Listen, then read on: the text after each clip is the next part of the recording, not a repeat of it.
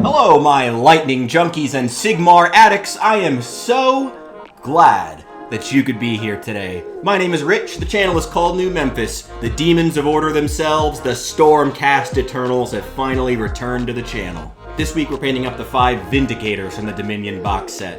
Not that the names individually really matter. Pretty much all the unit names in Age of Sigmar are just word soup anyway. These guys turned out a lot better than I thought they would, and it's very nice to see that. Took a bit of a risk. I really wanted to see what the Vallejo Silver with the Royal Blue wash combination ended up looking like. The last time we used a metallic with that Royal Blue, it was brass, which has a bit more of an orangey hue. Vallejo Silver is, on the contrary, incredibly bright and has no good theoretical contrast with Royal Blue, so I was curious, but knew that it could go horribly wrong, but it didn't, so thank God for that. And feel free to tell me in the comments section whether you like these guys, the orange, or the brass the most. I am curious to know which one, because you know we're going to be painting a lot more of these guys. And hit subscribe while you're down there, friend. We'd love to have you here. They did take a while to finish, but at the end of the project, I did realize that we've actually more than doubled the amount of Stormcast Eternals that we have on hand, so hey, can't really complain about the progress. The best thing about painting Stormcast is always also the worst thing, which is all those big flat armor panels, which are very easy to paint, but boy are there a lot of them, so it took a while, especially with the silver not having great coverage all the time. So even 5 of them felt like a lot, but muddled through, and I am glad to be back here with you guys. I am so glad. It's been a stressful time. Work has not been great, but like I said, I'm glad to be back here with you guys. I'm glad to be able to share this project because it turned out really, really well. It's great to see. The painting list turned out pretty long for this one, but that's okay. I feel like there were more colors that we used like once or twice than I would normally like for any project. Generally, I like to nip those off and try to find a suitable replacement within something we've already used, because I think it just makes for a more coherent scheme generally. But I still think this turned out well.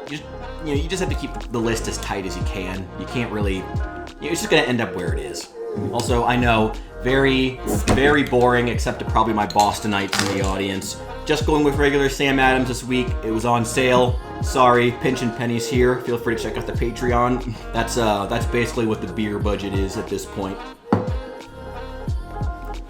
I will admit though, even for regular Sam Adams, they do make some pretty good looking beer.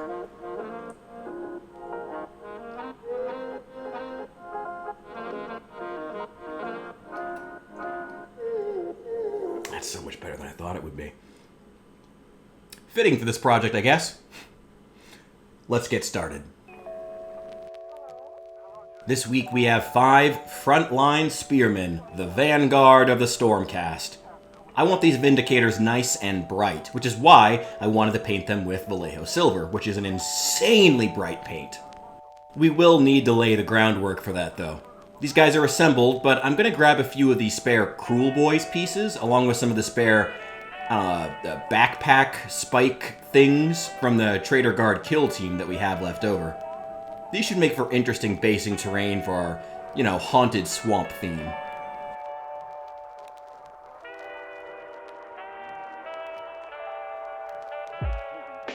Next up, let's grab the Royal and Langnickel paint, or whatever cheap bulk paint you have lying around, and dab it all over the base. Be warned, it will take an entire day to fully harden.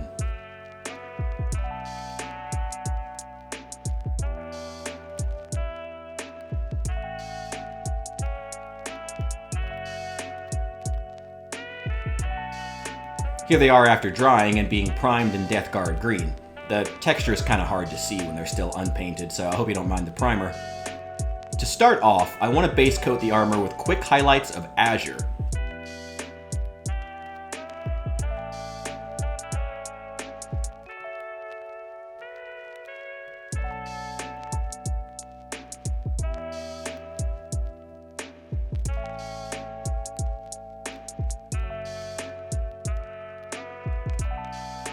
And then we'll throw in cork brown for a lot of the trim, including around the shield. I love the way this turned out.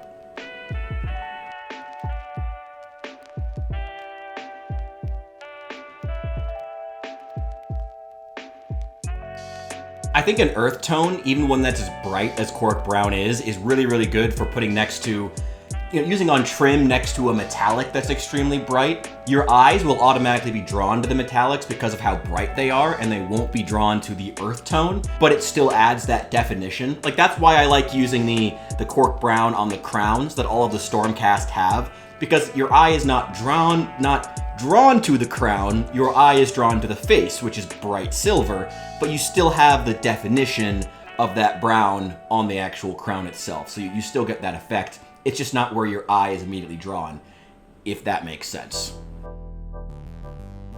For their mesh kilts, I want to use black-red. I was up late trying to finish these. Black-red for the banner, too. And London Grey to base coat their weapons.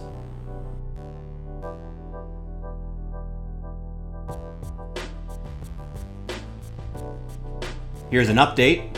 How do you think they look so far?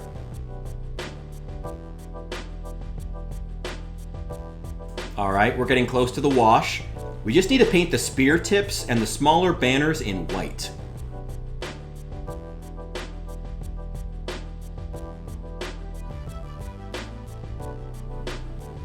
Then add some flat green to the plumes and some of the basing pieces.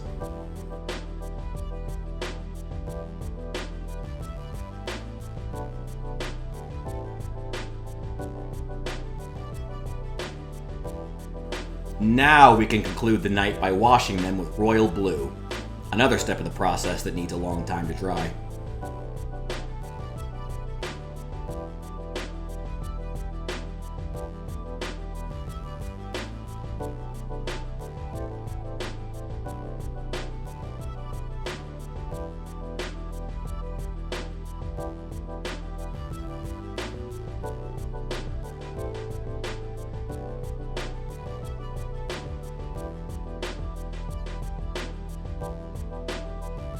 Alright, that blue was definitely more intense than I had hoped, but okay, it's not going to stop us. We should base coat the base now that the washing is done. And that will be in cork brown for our swampy theme.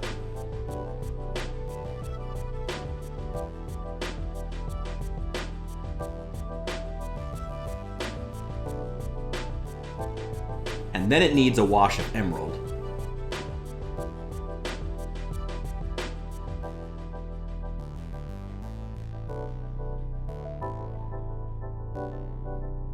Alright, while that cork brown was still wet, let's use it for lining the trim once more.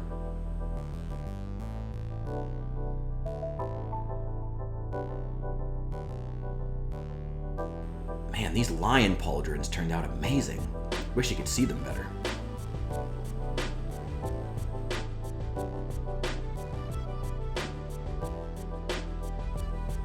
And some highlights of London Grey for the weapons, trying to keep those shadows intact.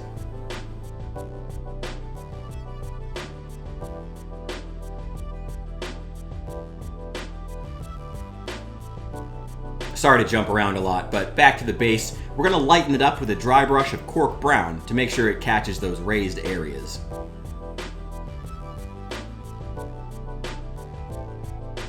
And then the same with flat flesh, which just really makes them come alive.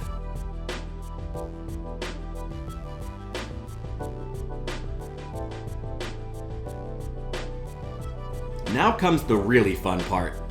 Let's paint every armor panel with silver. This was painstaking, especially given that silver doesn't have great coverage over dark colors, but totally worth it.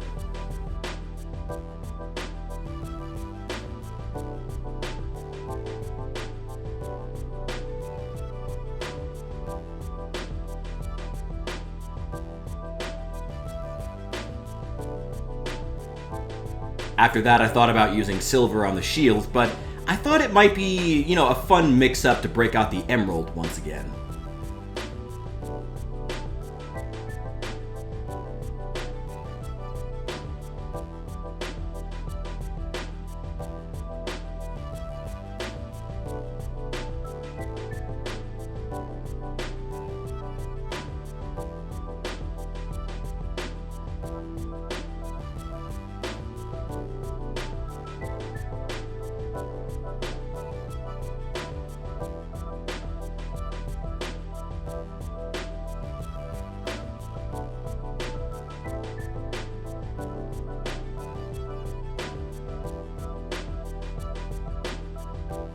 We'll paint this shield banner in white, and do the actual banners in white as well.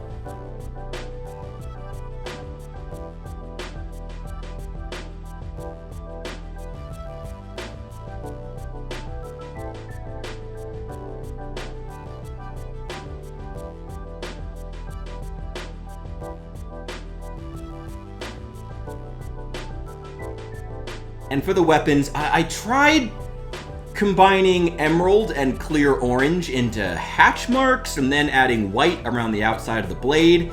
It's okay. It's not my favorite weapon we've created for this army, but it was an interesting idea, and we can say that we tried it. Let's finish up with this banner. I tried tracing Sigmar's face with dark vermilion, but as you can see, I am atrocious with freehand. Only one way to get better though, so just keep working at it. Next I added some flat green to the areas I want to look recessed. And then traced Sigmar again with clear orange. I finally traced over that with an even lighter touch of flat yellow, which I think finally got us where we needed to be.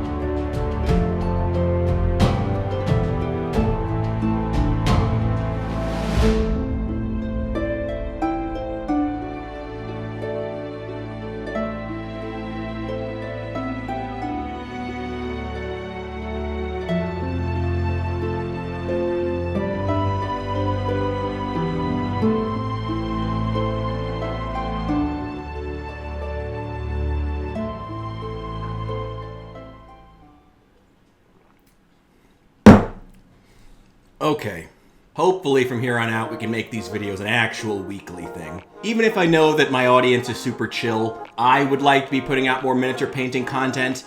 I would like to be painting miniatures more. Hopefully that's going to start happening. Thank you guys for your patience.